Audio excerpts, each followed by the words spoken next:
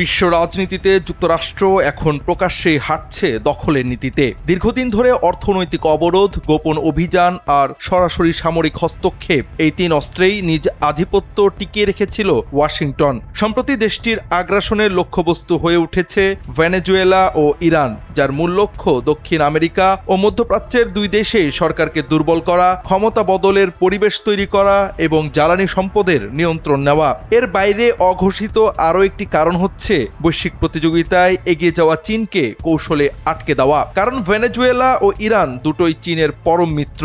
এমন অবস্থায় প্রশ্ন উঠেছে, এত কিছুর পরও কেন তাদের পাশে দাঁড়াচ্ছে না চীন?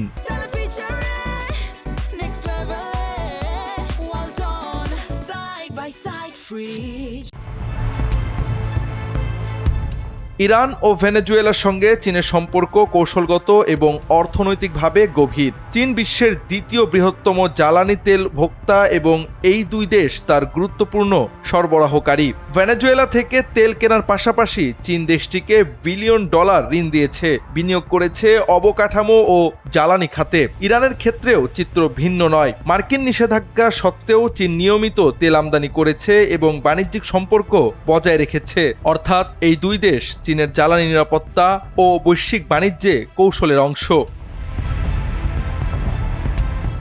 এত কিছুর পরও সংকটের এই মুহূর্তে নিন্দা বিবৃতির বাইরে সরাসরি হস্তক্ষেপ করছে না চীন। এর মূল কারণ চীনের দীর্ঘমেয়াদী ভূরাজনৈতিক হিসাব। আপাতত চীন যুদ্ধে না জড়িয়ে প্রযুক্তিগত শ্রেষ্ঠত্ব অর্জনেই মনোযোগী। তাদের বিশ্বাস, নবায়নযোগ্য জ্বালানি ও কৃত্রিম বুদ্ধিমত্তায় ভবিষ্যতের বিশ্ব ব্যবস্থা বদলে দেবে। এই শান্তিপূর্ণ প্রযুক্তিগত অগ্রগতির মাধ্যমেই যুক্তরাষ্ট্রের সামরিক আর্থিক আধিপত্যের অবসান ঘটানো সম্ভব। চীনের ধারণা, এআই খুব শিগগিরই তাদের সামরিক সক্ষমতাকেও বড় মাত্রায় শক্তিশালী করবে। গত বছর ভারত পাকিস্তান যুদ্ধে এই ধারণার আংশিক প্রমাণ মেলে, যখন চীনা স্যাটেলাইট জ্যামিং প্রযুক্তি ফরাসি যুদ্ধবিমানের বিপরীতে কার্যকর প্রমাণিত হয়।